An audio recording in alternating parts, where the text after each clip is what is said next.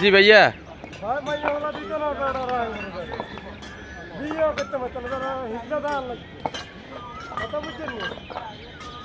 কেন কিসের জন্য হিজলা থাকবেন? দিব আপনি কর্ম করেন না এখানে, এটা কাজ না। আপনি এখান থেকে আপনার প্রতি মাসে 30 থেকে 35,000 টাকা আপনার এখানে বেতন পান এই চাকরি করিয়া। এটা তো একটা চাকরি।